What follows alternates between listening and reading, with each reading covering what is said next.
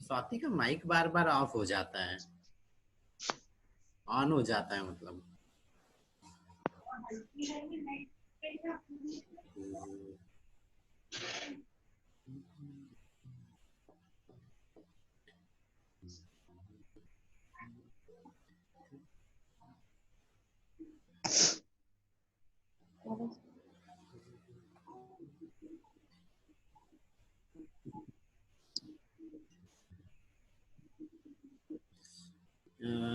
ये कौन है?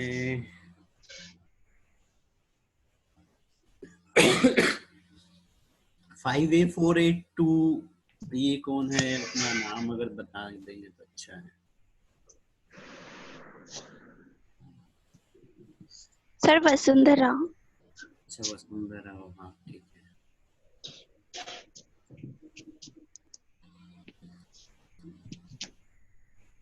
ज्यादा देर वेट नहीं करेंगे, सिर्फ 2 मिनट और बस, 10-2 तक है।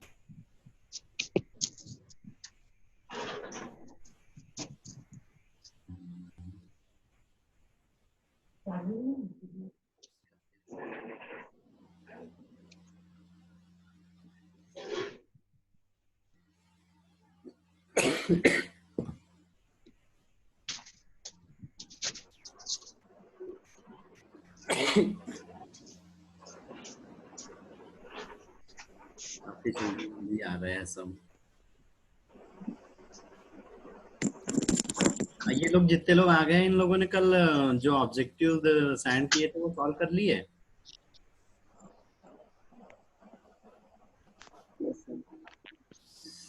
मामा आ गया है क्या?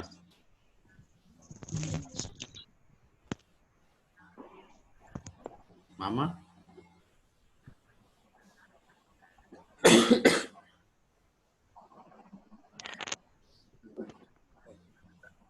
क्या हो गया?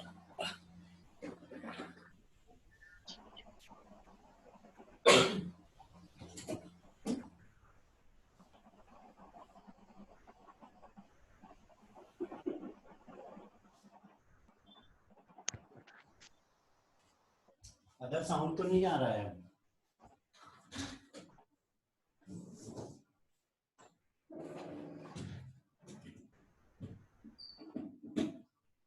अदर साउंड तो नहीं आ रहा है? No sir. ये 2-3 लोग और आ गए।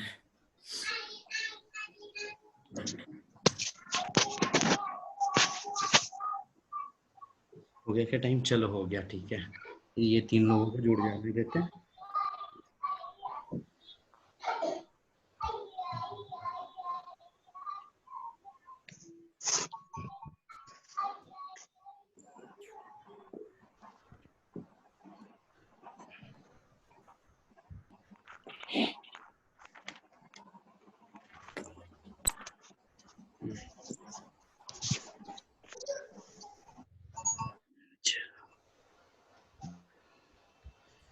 चलो ठीक है, बढ़ते हैं। 10-3 हो गया, 3 मिनट हो गए, काफी ज्यादा हो गया है ना।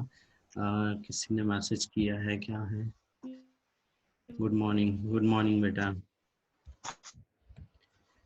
सर जो सब सेंड कर देना प्लीज। बेटा आपको व्हाट्सएप पे फिर मेरे को मैसेज करना पड़ेगा ना, तभी मैं सेंड कर पाऊंगा ना। यासिका त्यागी है ना बेटा? व्हाट्सएप पे मैसेज कर देना, यहाँ स्लाइड में मेरा ऊपर नंबर है ना, एक बार मैं ग्रुप में भी डाल दे रहा हूँ उस पर, फिर है ना। ओके सर, मैं मैसेज कर दूंगी आपको। जी ठीक है। चलो ठीक है, स्टार्ट करते हैं। कि दरअसल आज थोड़ा सा टॉपिक से थोड़ा सा हम लोग अलग जा रहे हैं, बस 2 मिनट का टाइम चाहिए। ये इसने वसुंधरा ने पूछा था, दिख रही है स्लाइड, दिख रही है सबको? यस सर, दिख रही है। ठीक है। ये थोड़ा सा रेस्पिरेटरी सिस्टम का एक डाउट आ गया था इस वसुंधरा को, इसलिए ना। ठीक है। दरअसल हम रेस्पिरेटरी सिस्टम जो देखते हैं वो दो पार्ट में बटा रहता है। एक क्या रहता है, अपर रेस्पिरेटरी सिस्टम ऊपरी, और एक रहता है लोअर रेस्पिरेटरी सिस्टम निचला, है। अब यहाँ पे ये जितना डायग्राम दिख रहा है ट्रेकिया तक का, ये क्या है, ऊपरी upper respiratory system, upper respiratory tract है ना। ये सिस्टम नहीं बोलना चाहिए, एक तरह से ये ट्रैक है, रास्ता भर है ऊपरी वाला। नीचे जब यहाँ ट्रेकिया के नीचे तो चालू हो जाता है लंग्स के लिए ब्रोंकाई, ब्रोंकियोल्स, एल्वोलाई, लंग्स के lobe, plural cavity, plural layer, visceral layer, plural, ये सब लोअर रेस्पिरेटरी सिस्टम में आते हैं ना।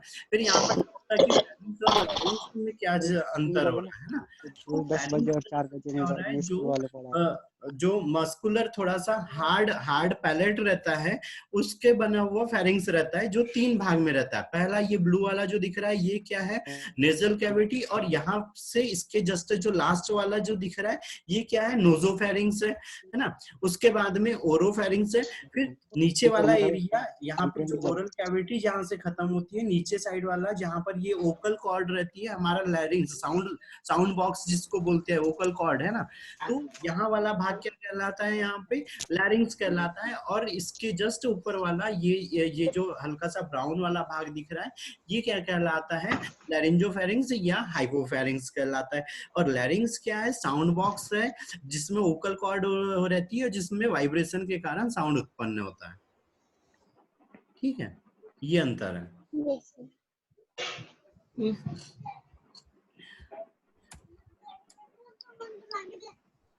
ये अगर और एक ये डायग्राम भी दिख रहे हो तो इसमें यहाँ पे साफ समझ आ रहा है, ये ओकल कॉर्ड यहाँ पर वॉइस बॉक्स जो अभी बताया था हमने, है ना।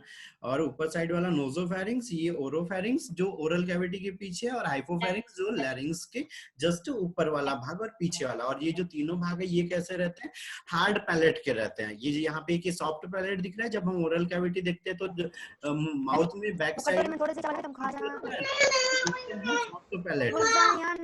सर अदर साउंड भी आ रही है। अब ठीक है। और जो ये पीछे वाला जो भाग रहता है, वो क्या रहता है, हार्ड पैलेट रहता है, जो फेरिंग्स में डिवाइड रहता है।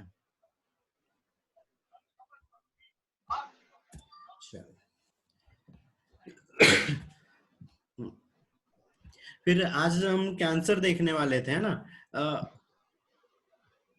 ये कौन आया है ज्वाइन, ठीक है। कैंसर में क्या चीज हो रही है कि कैंसर में ये चीज नहीं वो करना है कि ये जैसे अगर थ्योरी, जैसे 12th वाले जो लोग हैं तो वो थ्योरी के लिए बोल रहे हैं, तो उसमें ये नहीं बताना है उसके डेफिनेशन में कि वो खतरनाक बीमारी है वगैरह, है ना, मर वगैरह जाते हैं, ऐसे नहीं। कैंसर सर आवाज आपकी अच्छी से नहीं आ रही। सारे लोग अपना माइक म्यूट करके रखो, बार बार खोलो नहीं बेटा, दिक्कत होती है। ये स्वाति का माइक बार बार खुल जाता है।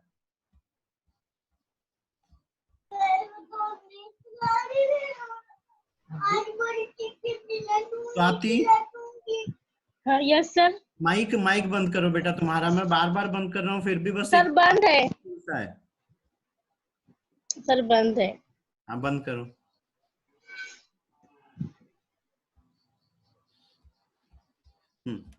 ठीक है। कैंसर में क्या चीज हो रही है, हमने जो सेल देखी थी, सेल में अगर वृद्धि हो रही है तो वो हम क्या कर रहे थे, सेल ग्रोथ कर रही है बोल रहे थे, है ना। लेकिन यहाँ पर क्या हो रहा है, कैंसर सेल में एक ऑन्कोजीन, है ना, या कैंसर का अध्ययन करना क्या कहला रहा है, सबसे पहले तो वो कि ऑन्कोलॉजी कहलाता है, जिसके अंदर में कैंसर कैसे हो रहा है, किस कारण से हो रहा है, किस पार्ट के, मतलब किस मटेरियल के कारण होता है, वो हम देखते हैं, है ना। फिर ऑन्कोजीन, है ना, मेन तो उत्तरदायी रहता है हमारे डीएनए सीक्वेंस में जो जीन्स रहते हैं, उसमें एक जीन रहता है ऑन्कोजीन, जो किसी कारण से, चाहे वो कोई केमिकल रीजन हो, कि फिजियोलॉजिकल रीजन हो, या तो फिर कोई डिजनरेटिव डिसऑर्डर या इम्यून डिसऑर्डर की अगर किसी गड़बड़ी के कारण हो रहा है, तो तो भी वो ऑन्कोजीन सक्रिय हो जाता है। अब वो सक्रिय होने के कारण क्या होता है कि बार बार जो कोशिका की जो वृद्धि होती है वो अनियमित रूप से होती है।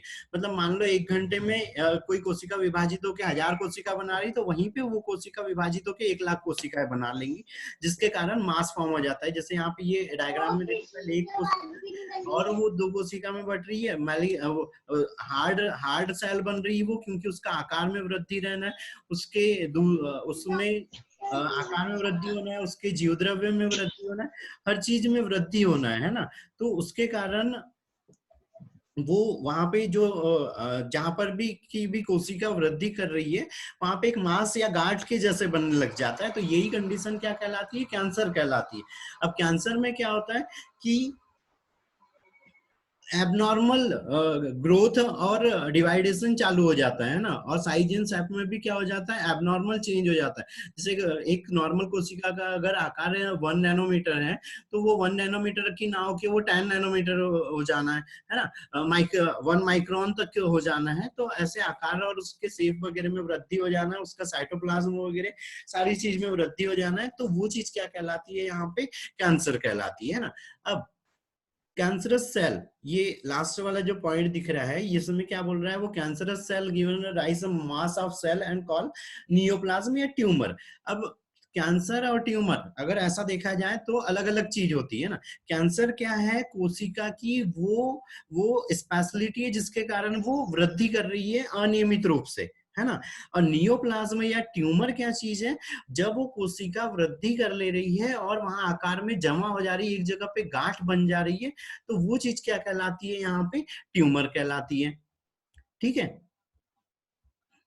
तो कैंसर और ट्यूमर में ये अंतर है एक ही चीज, लेकिन कैंसर क्या है? कोशिका की एक स्पेशलिटी है, और ट्यूमर क्या है? वो कोशिकाओं का वृद्धि रूप है, या एक जगह पे जमा जो हो जाता है वो कैंसर होता है। ठीक है, उसी को नियोप्लाज्म या ट्यूमर बोलते हैं। जैसे कोई गांठ वगैरह बन जा रही है वो। ठीक है, उसके बाद है कैंसर के प्रकार। तो कैंसर के प्रकार 2 प्रकार कहते हैं, एक रहता है बिनाइन ट्यूमर और एक रहता है मैलिग्नेंट ट्यूमर। बिनाइन ट्यूमर में ये चीज हो रही है कि ये जो कोशिका किसी, मान लो हमारे जैसे यहाँ हाथ की स्किन पे अगर कैंसर हो रहा है और यहाँ की कोशिकाएं वृद्धि कर रही है, तो ये क्या होना है? नॉर्मल सिर्फ इतना ही एरिया में रहना है, एक पर्टिकुलर एरिया पे रहना है ना। दूसरे ऑर्गन पे नहीं जाना है, दूसरे बॉडी के पार्ट पे वो असर नहीं करना है। लेकिन जो मेटास्टेटिक हो गया, है ना, या मैलिग्नेंट ट्यूमर हो गया, वो उसमें क्या चीज हो रही है? वो एक पार्ट से दूसरे पार्ट में जा रहा है। जैसे लीवर कैंसर हो गया, तो लीवर से वो क्या हो जाना है? लंग्स तक पहुंच जाना है, लंग्स से वो नीचे इंटेस्टाइन तक पहुंच जाना है, पैनक्रियास तक पहुंच जाना है, गॉल ब्लैडर तक पहुंच जाना। तो मैलिग्नेंट ट्यूमर बॉडी के एक पार्ट से दूसरे पार्ट तक फैलता है, लेकिन बिनाइन ट्यूमर सिर्फ एक ही जगह पे रहता है ना। अब जिन कारकों के कारण, ये लास्ट वाला वर्ड भी याद रखना है, कार्सोजेंस, है ना, कार्सिनोजेंस। कार्सिनोजेंस का मतलब क्या चीज हो रही है? कि वो फैक्टर जिसके कारण कैंसर उत्पन्न हो रहा है या बॉडी में कैंसर हो रहा है। ठीक है। ठीक है। अब कौन कौन से कार्सिनोजेंस रहते हैं जिसके कारण कैंसर हो सकता है? तो फिजियोलॉजिकल एजेंट या फिजिकल एजेंट। फिजिकल एजेंट में क्या आ रहा है? आयनाइजिंग रेडिएशन हो गया, जैसे एक्सरे हो गया, गामा रे हो गया। अब ये चीज क्या कर रही है? जो हमने डीएनए का सीक्वेंस देखा होगा, उसमें एडेनिन के साथ ग्वानिन जुड़ा रहता है, ग्वानिन के साथ में इधर साइटोसिन जुड़ा रहता है। तो वो जो एक दूसरे से जुड़े हैं, वो सीक्वेंस या डीएनए का कहीं से स्ट्रक्चर डैमेज हो जाना है, उसके कारण कैंसर कैंसर उत्पन्न होता है। या जैसे अगर हम ये ऐसा एक स्ट्रक्चर देख रहे हैं, तो इतना पार्ट मान लो किसी कारण से, किसी रेडिएशन वगैरह के कारण गायब हो गया। अब अगर ये गायब हो गया, तो वहां पर जो जीन थे वो किसी प्रोसेस को अगर कंट्रोल कर रहे थे, तो वो क्योंकि वहां पे जीन ही नहीं है, तो वो जो भी फंक्शन को या कोशिका की जो वृद्धि को नियंत्रित कर रहे थे, तो वो अनियंत्रित ना होकर अनियंत्रित रूप से वृद्धि हो जाना, है ना। फिर non ionising radiation. Non ionising radiation में क्या चीज आ जा रही है? अल्ट्रावायलेट रेज आ रही है ना, पराबैंगनिक किरणें। जैसे हम बोलते हैं ना, जहाँ पे ओजोन लेयर कम है वहां पे यूवी रे आ रही। जैसे अंटार्कटिका हो गया, वहां पे ओजोन छिद्र था कुछ टाइम पहले, है ना, तो वहां से क्या हो रही थी? यूवी रे आ रही थी। तो जो भी पर्सन यूवी रे के कांटेक्ट में आता है, वो क्या हो रहा है? उसको उसका स्किन कैंसर हो जाता है, हो सकता है दूसरे पार्ट के भी कैंसर हो जाए, है ना। तो ये फिजिकल एजेंट। केमिकल एजेंट, पर एक चीज याद रखना, यहाँ ये जितने भी हम एजेंट बता रहे हैं इनमें क्या चीज हो रही है, जो डीएनए सीक्वेंस है वो या तो डिस्टर्ब हो जा रहा है या जो ऑन्कोजीन है वो सक्रिय हो जा रहा है, जिसके कारण कोशिका अनियमित रूप से वृद्धि करने लग जाती है। ठीक है। केमिकल एजेंट में जैसे टॉबैको हो गया, स्मोकिंग कर रहे हैं हम, सूट वो कोकीन वगैरह ले रहे हैं ना, या कोई दूसरी ऐसी मेडिसिन है जैसे खासकर जो प्रेगनेंसी में अलाउ नहीं रहती, जैसे पैरासिटामोल वगैरह हो रही है प्रेगनेंसी वगैरह में ले रहे हैं, तो बेबी को कोई कैंसर होने के चांसेस रहते हैं, ब्रेस्ट कैंसर होने के चांसेस रहते हैं। तो इस तरह से कोई केमिकल एजेंट्स वगैरह, लेड हो गया, मरकरी हो गया, इनके कारण भी कैंसर हो सकता है। बायोलॉजिकल एजेंट में सबसे अगर मेन आता है तो वो क्या है, सिर्फ एक वायरस है जिसके कारण कैंसर हो सकता है। क्यों हो सकता है कि वायरस क्या कर रहा है, जैसे अगर मान लो ये कोई सेल है और बाहर साइड में यहाँ पे ये वायरस है और वायरस के अंदर में ये उसका जो अनुवांशिक पदार्थ, तो ये अनुवांशिक पदार्थ को क्या कर रहा है, इस कोशिका के अंदर में डाल रहा है, क्योंकि यहाँ पे अब ट्रांसक्रिप्शन हो रहा है उसका तो ये जो वायरस का अनुवांशिक पदार्थ है ये भी राइबोसोम के द्वारा कॉपी होगा। तो वो कॉपी होगा तो वो क्या करेगा, दूसरा जो इस सेल का जो पर्टिकुलर आरएनए या डीएनए रहेगा उसके साथ मिक्स हो जाएगा, और उसमें फिर क्योंकि वायरसों की तो मतलब प्रकृति रहती कि वो बहुत तेजी से वृद्धि करते हैं अनुकूल वातावरण में, तो उसके जीन्स अगर हमारे इस नॉर्मल सेल के साथ में जुड़ गए तो भी क्या होना है, वो कोशिका ने बहुत ज्यादा वृद्धि कर लेना है ना। तो वायरस के कारण भी कैंसर उत्पन्न हो जाता है। ठीक है। उसके बाद में ऑन्कोजीन्स, अभी बताया था, ऑन्कोजीन्स रहता है डीएनए के सीक्वेंस में, वो अगर सक्रिय हो जाता है तो कोशिका अनियमित रूप से वृद्धि करने लग जाती है ना। फिर क्या, सेलुलर ऑन्कोजीन्स और प्रोटो ऑन्कोजीन्स है ना। सेलुलर और प्रोटो, बाहर से आया वाला कोई अगर ऑन्कोजीन जैसे वायरस के अंदर का अगर आ गया तो वृद्धि कर लेना है ना। सेलुलर ऑन्कोजीन्स जो हमारी बॉडी में पहले से प्रेजेंट रहता है लेकिन निष्क्रिय रहता है ना, सक्रिय नहीं रहता है, तो उसके कारण भी कैंसर यहाँ पे हो सकता है।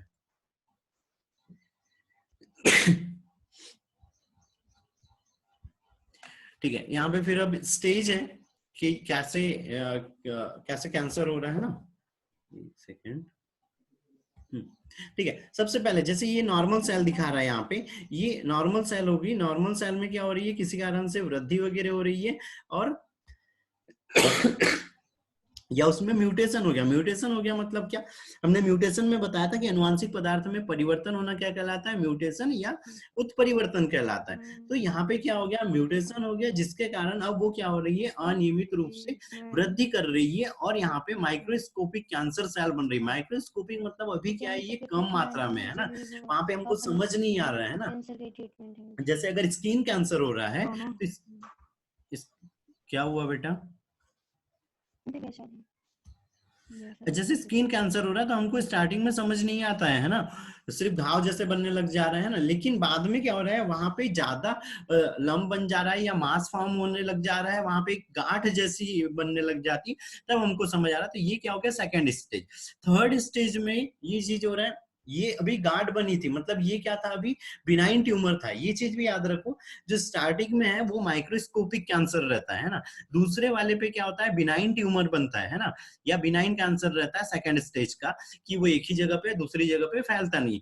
थर्ड वाले में क्या हो रहा है, अब ये एस्प्रेट हो रहा है ओरिजिनल साइट से। एस्प्रेट हो रहा है मतलब जहां पर था उस जगह से ये दूसरी जगह भी जाके दूसरे बॉडी के जो दूसरे पार्ट है उसको भी इफेक्ट करने लग गया। तो ये क्या कहला रहा है, अब थर्ड स्टेज कैंसर कहला रहा है, या इसी को क्या बोलते हैं, मैलिग्नेंट ट्यूमर बोलते हैं, मैलिग्नेंट कैंसर बोलते हैं, जब वो बॉडी में एक पार्ट से दूसरे पार्ट में होने लग जाता है। लास्ट वाला फोर्थ डिग्री, अब इसमें क्या हो गया, लगभग सारे बॉडी के पार्ट इफेक्टेड हो जाते हैं उस जो मैलिग्नेंट ट्यूमर से जो एजेंट निकल रहे थे, कैंसरस एजेंट निकल रहे थे, उसके कारण। ठीक है।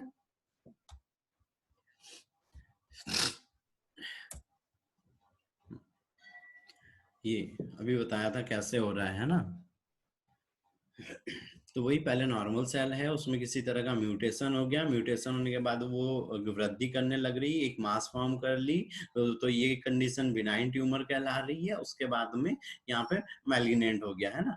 और ये दोनों ही जो कैंसर है, ऐसा जरूरी नहीं है कि ये जेनेटिक रीजन से ही हो, दूसरे रीजन भी हमने जैसे बताए थे कि उसमें कोई वायरस वगैरह आ गया बॉडी के अंदर में या उस सेल के अंदर में, या कोई केमिकल्स आ गए हैं, कोई कैंसरस एजेंट आ गए हैं, जैसे लेड हो गया, मरकरी हो गया, है ना, तो उसके कारण भी हो गया, जैसे रेडियो एक्टिव धातुएं हो गई, है ना। फिर बारी आती है, इससे पहले इसके डायग्नोसिस की बारी आती है। डायग्नोसिस में हम क्या चीज कर रहे हैं, कैसे पहचानेंगे, तो क्या करते हैं, बायोप्सी करते हैं। बायोप्सी का मतलब कोई बता पाएगा? अनम्यूट होके बताओ बेटा, अगर कोई बता सकता है तो। बायोप्सी, बायोप्सी क्या होती है?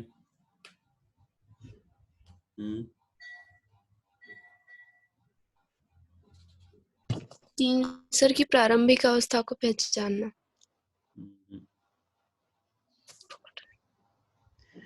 देखो, बायोप्सी का मतलब ये होता है किसी भी बॉडी के किसी भी पार्ट के कुछ ऊतकों को लेके उसका एग्जामिनेशन करना, उसका स्ट्रक्चर देखना, है ना, कि उसका स्ट्रक्चर कैसा है, क्या उसमें चेंजेस आए हैं, ये सब देखना। किसी थोड़े बॉडी के किसी पार्ट या किसी ऑर्गन से ऊतकों को लेके उसका एग्जामिनेशन करना बायोप्सी कहलाता है ना। अगर किसी ने सुना हो तो नॉर्मल सुना होगा, लीवर बायोप्सी सुना होगा, है ना, ऐसा सुना था कहीं कहीं सुनने में आया होगा, लीवर बायोप्सी करी उसकी, फिर पता चलेगा कि उसका लीवर काम कर रहा है या नहीं। किडनी बायोप्सी करी बोलते हैं, है ना। तो उसमें मतलब क्या हो रहा है, बॉडी के पार्ट को लेके हम उसका एग्जामिनेशन कर रहे हैं, तो जिस भी पार्ट में हमको ऐसा लग रहा है कि कहीं पे मास फॉर्म हो रहा है, तो हम उस पार्ट के ऊतकों को लेके उसका एग्जामिनेशन करते हैं ना।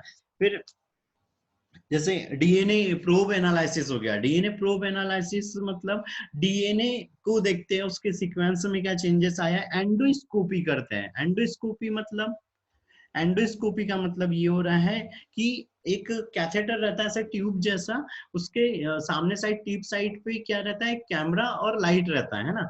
और उसको क्या करते हैं, बॉडी की जो ओपनिंग्स है उसमें से अंदर इंसर्ट करते हैं, और अंदर इंसर्ट करने के बाद में किस वो जाते रहता है, कैमरा रहता है उसमें सामने, और हमको स्क्रीन पे दिखता रहता है कि कहाँ पे कोई मास फॉर्म हुआ है या कहाँ पे अंदर साइड में घाव बना है। और ये दूसरी चीजों के लिए भी, जैसे अल्सर वगैरह हो गया तो उसके लिए भी करते हैं, है ना। तो एंडोस्कोपी करते हैं, है ना। फिर मॉलिक्यूलर चेंजेस देखते हैं। मॉलिक्यूलर चेंजेस मतलब सीरोलॉजिकल टेस्ट भी करते हैं, डीएनए का डीएनए टेस्ट भी करते हैं कि डीएनए के सीक्वेंस में क्या चेंज आया है। सीरोलॉजी में उसमें ऑन्कोजीन्स या कार्सिनोजेंस तो उपस्थित नहीं है, वो देखते हैं। एमआरआई करते हैं, सीटी स्कैन करते हैं। एमआरआई का full form,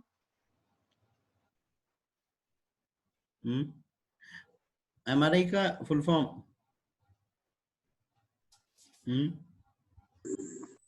magnetic resonance. Resonance imaging, ठीक है। और ये क्या रहती है, एक थ्री डी टेस्ट रहता है, मतलब थ्री डी इमेज बनती है इसमें कि हमको उस पार्ट के पर्टिकुलर स्ट्रक्चर पता चल जाता है कि किस तरह का है ना। सीटी स्कैन करते हैं। सीटी स्कैन का फुल फॉर्म,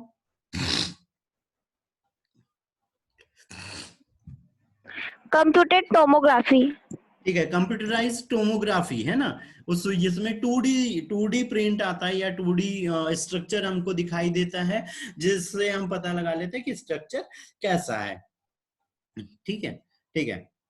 उसके बाद बारी आती है अब नहीं, टाइप की। टाइप में देखो, जिस भी बॉडी पार्ट पे कैंसर हुआ है उस वाले को हमको उस वाले बॉडी का हम उसको कैंसर बोल सकते हैं, है ना। तो ये चीज याद रखना। उसके बाद ट्रीटमेंट। ट्रीटमेंट में क्या हो रहा है, तीन प्रकार की चलती है। एक तो सर्जरी चलती है, दूसरा रेडिएशन थेरेपी चलती है, तीसरी कीमोथेरेपी चलती है ना। सर्जरी अभी वो बताया था, बायोप्सी, तो बायोप्सी के माध्यम से भी हम पूरा का पूरा कैंसर वहां से निकाल सकते हैं ना। रेडिएशन में हम आइसोटोप्स का यूज करते हैं, और उससे जिस पार्ट में होता है उस पार्ट में वहां के हम उसको या तो इम्प्लांट कर देते हैं या तो उसकी रेडिएशन को वहां तक पहुंचाते हैं और उसको कैंसर को ठीक करते हैं ना। एक सेकेंड, ये डिटेक्शन में भी बताया था, है ना।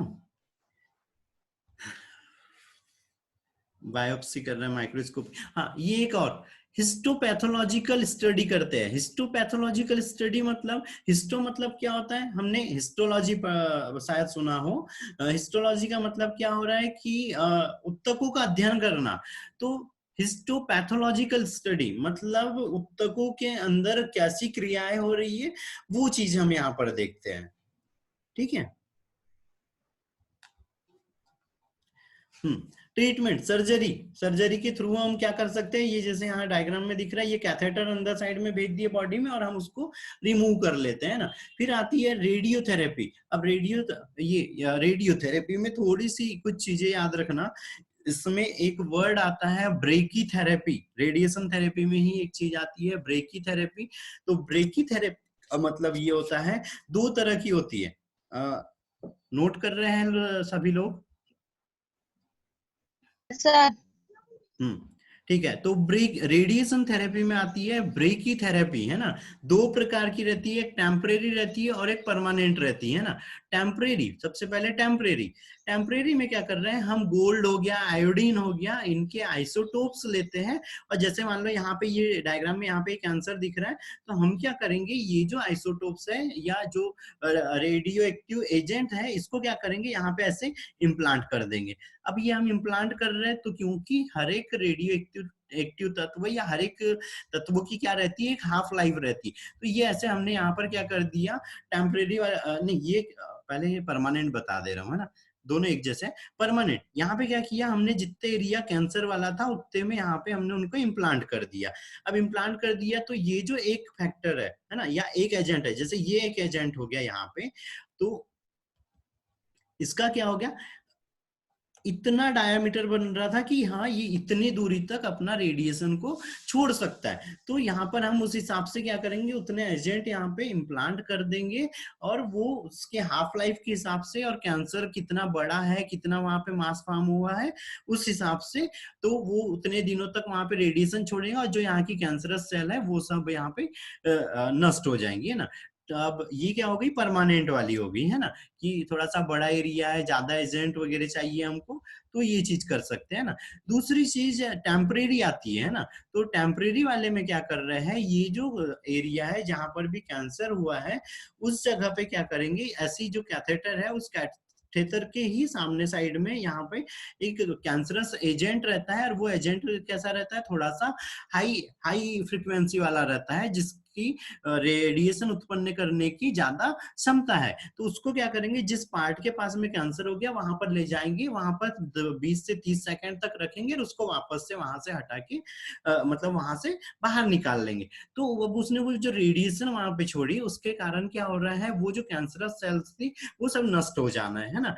अब दोनों, एक टेम्परेरी और परमानेंट, दोनों में नुकसान ये चीज हो रही है कि जब हम उसको अंदर इंसर्ट कर रहे हैं कैथेटर से, तो ये कैथेटर क्या हो रहा है, जैसे मान लो इसको सर्वाइकल कैंसर था, है ना, सर्विक्स में कैंसर था, तो हम इसको क्या कर रहे थे, वेजाइना से अंदर इंसर्ट कर रहे थे, तो वहां का कैंसर होने के चांसेस। अगर बाय चांस लंग्स के अंदर कैंसर है तो हम माउथ से अंदर इंसर्ट करेंगे तो हो सकता है लैरिंग्स का कैंसर हो जाए, ट्रेकियल कैंसर हो जाए, फेरेंजियल कैंसर हो जाए, टॉन्सिल कैंसर हो जाए, मतलब कहीं के भी और दूसरे भी बॉडी के कैंसर होने के चांसेस रहते हैं। क्योंकि ये जो हम आइसोटोप यूज कर रहे हैं, ये क्या है, वैसी रेडिएशन उत्पन्न करता है ना।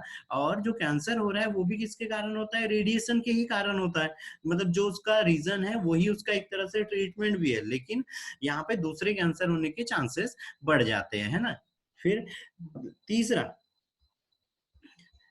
इसी में और एक थेरेपी है, जैसे एक्सटर्नल बीम थेरेपी, है ना। External beam therapy, external beam therapy में क्या चीज हो रही है, जैसे ये सीटी स्कैन मशीन यहाँ पे दिख रही है ना।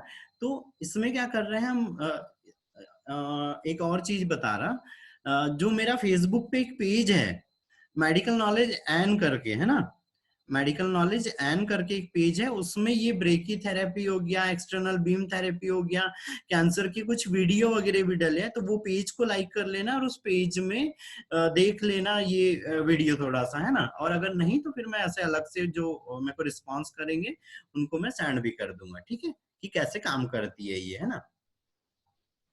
ठीक है।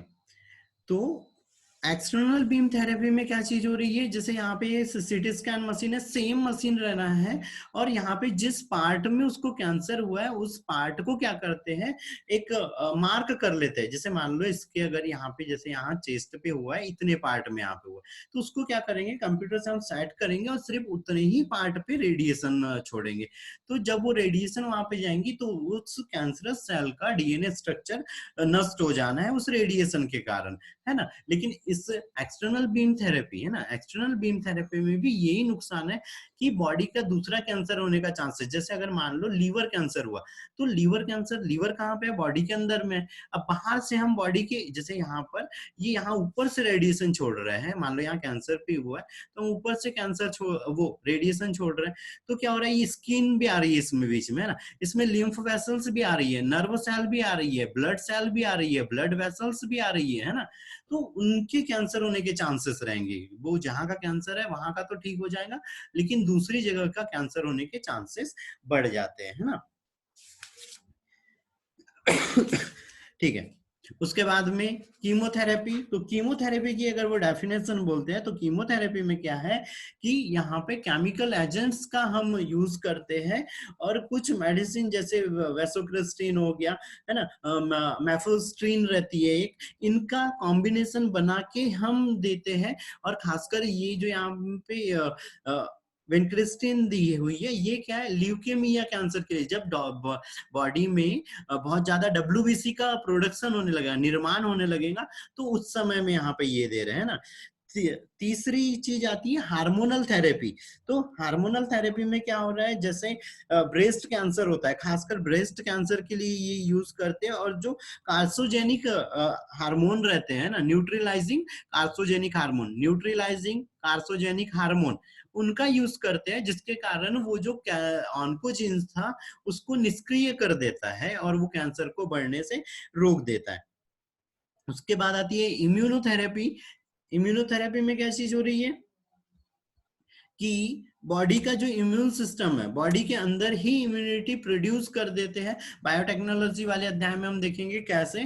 तो क्या कर रहे हैं, पहले हम एंटीजन ले रहे हैं, कुछ कोशिकाएं ले रहे हैं अस्थि मज्जा की और थाइमस की, और उसके अंदर में उस हम जो एंटीबॉडी रहेंगी किसके लिए, ऑन्कोजीन के लिए या कार्सिनोजेंस के लिए, उस एंटीबॉडी को उसके अंदर में इम्प्लांट कर देंगे, उसका संवर्धन करेंगे, और एक सेल से हम बहुत सारी सेल ले लेंगे और उसको वापस से इंसर्ट कर देंगे बॉडी के अंदर में। तो ये रहती है इम्यूनोथेरेपी की, बॉडी के अंदर ही इम्यूनिटी उत्पन्न कर दी जाती है कैंसर के लिए, है ना। फिर मोनोकोलोनल एंटीबॉडी भी यूज करते हैं इसमें। मोनोकोलोनल एंटीबॉडी में रहता है कि कैंसर सेल के साथ में हम नॉर्मल सेल को मिक्स करते हैं, और फिर उसके बाद जो सेल बनती है उसके अंदर में ये कैपेसिटी हो जाती है कि वो दूसरी कैंसर सेलों को नष्ट कर सकती है। तो मोनोकोलोनल एंटीबॉडी बना के भी हम कैंसर का ट्रीटमेंट कर सकते हैं। ठीक है। फिर कुछ पॉइंट थे। पिंक रिबन, पिंक रिबन मतलब कैंसर डे 4 फरवरी को सेलिब्रेट किया जाता है ना। और उस क्या करते हैं मेन उसमें कि कैंसर के प्रति अवेयरनेस करते हैं, सभी लोगों को बताते हैं कैसे फैल रहा है वो, कैसे उसके लक्षण दिखाई देते हैं, है ना। तो कैंसर को दूसरा अगर एक और डायग्नोस्टिक टेस्ट रहता है, उसको फिजिकल एग्जामिनेशन जिसको हम बोल रहे हैं। तो बॉडी पे जिस पार्ट में ऐसा लग रहा है कि थोड़ा बहुत पेन वगैरह हो रहा है या कुछ हार्ड सा लग रहा है, तो वहां पर टच करके देखते हैं। अगर हार्ड लग रहा है, बिना पेन वाला मास फॉर्म हो गया है, गांठ बन गई है, तो उसका मतलब वहां पे कैंसर हो गया। तो इस तरह से हम फिजिकल टेस्ट भी कर सकते हैं ना। तो पिंक रिबन यूज करते हैं जब कैंसर डे पे, और पिंक रिबन सिंबल है कैंसरस। जैसे कहीं पे कभी भी कोई कैंसर से रिलेटेड अगर फंक्शन होता है तो वहां पे सारे लोग पिंक रिबन लगाते हैं ना। दूसरी चीज, 4 फरवरी को कैंसर डे मना रहे हैं, और इस साल 2020 का उसका जो स्लोगन था वो था I am and I will. मतलब ये चीज हो रही है कि हम जो भी कैंसर है उसके प्रति दूसरों को भी जागरूक, मतलब ये थीम का मतलब ये रखा था उन्होंने कि कैंसर के प्रति जागरूकता लाना, और 2030 तक पूरे वर्ल्ड से कैंसर को खत्म करना।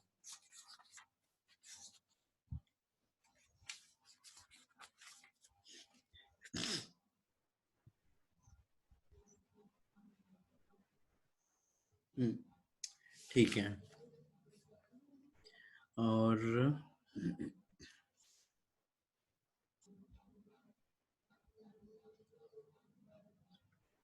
ठीक है बेटा, इतना ही था क्या आंसर? किसी को कुछ डाउट है तो बताओ। इस वाले चैप्टर में किसी को कुछ पूछना है तो अनम्यूट हो और पूछो बेटा।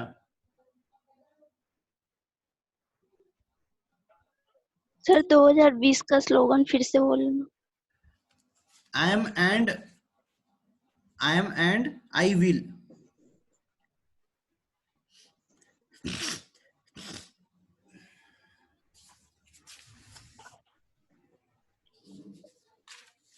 फिर ल्यूकेमिया भी याद रख लेना। ल्यूकेमिया में क्या चीज हो रही है? WBC काउंट बढ़ने लगता है, बहुत ही स्पीड से बढ़ने लगता है ना।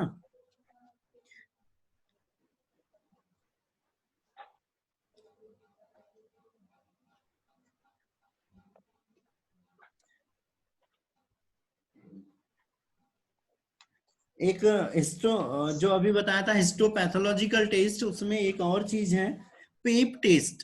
पेप टेस्ट, उसको पेप टेस्ट भी बोलते हैं।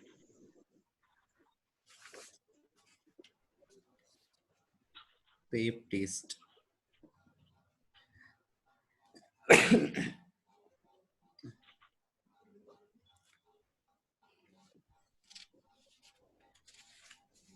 ठीक है। मेडिसिन वाली भी जो हम कीमोथेरेपी बोल रहे थे, उसमें और भी चीजें जैसे ऐड कर सकते हैं। एंटी मेटाबॉलिक एजेंट्स है ना। एंटी मेटाबॉलिक मतलब जो कोशिका के अंदर में जो मेटाबॉलिज्म हो रहा है ना, वो जो वृद्धि विकास कर रही है, उसको रोकने के लिए भी हम कुछ एजेंट देते हैं, जिसमें मेन रहता है nitrogen mustard. Anti metabolic nitrogen mustard है ना।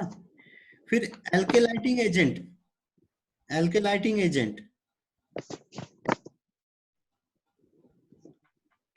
इसमें रहता है इमिथोपिट्रिन।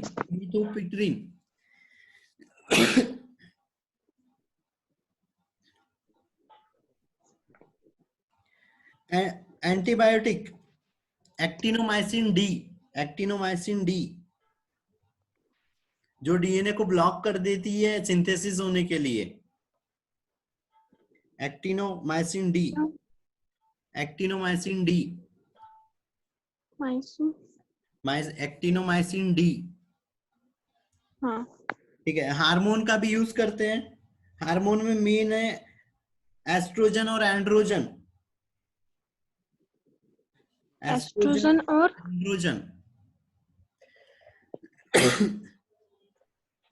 एस्ट्रोजन का मेनली यूज करते हैं प्रोस्टेट ग्लैंड का जो कैंसर होता है उसमें, और एंड्रोजन का हम यूज करते हैं ब्रेस्ट कैंसर अगर हुआ है, प्रोस्टेट ग्लैंड के कैंसर के लिए।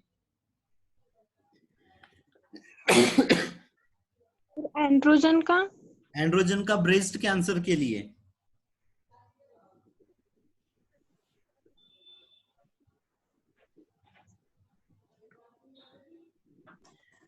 हाँ, हो गया। ठीक है। लास्ट 2 मिनट बचा हुआ है। और भी किसी को कुछ डाउट वगैरह हो तो इसके बारे में हाँ, कैंसर का अध्ययन करना नोट किया था, ऑन्कोलॉजी है ना। और जिसके कारण कैंसर होता है, जिस जीन के कारण, वो ऑन्कोजीन। और जिन एजेंट के कारण होता है वो कार्सिनोजेंस।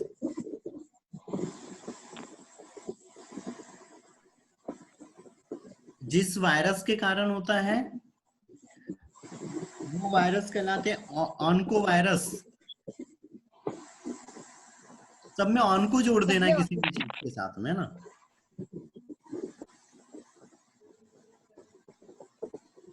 सर एक बार फिर से बता दीजिए। ऑन्कोलॉजी मतलब अध्ययन करना। ऑन्कोजीन जिसके कारण कैंसर होता है। ऑन्को वायरस कैंसर उत्पन्न करने वाले वायरस। कार्सिनोजेंस। हाँ, वो काय का है? कार्सिनोजन मतलब कार्सिनोजेंस मतलब वो एजेंट जिसके कारण कैंसर होता है। ठीक है, लास्ट बचा हुआ है 30 सेकंड है ना, एंड हो जाएगा, इसके बाद फिर से 10:50 पे फिर से कनेक्ट होते हैं, उसमें इकोलॉजी देखेंगे अब। ठीक है, न्यू चैप्टर। ठीक है, ओके सर। हाँ, नोट्स के लिए तैयार रहना, और किसी को कुछ डाउट है तो वो मैसेज करो व्हाट्सएप वगैरह पे, है ना। ठीक है, 10 मिनट बाद मिलते हैं। Okay sir, thank you sir. Welcome.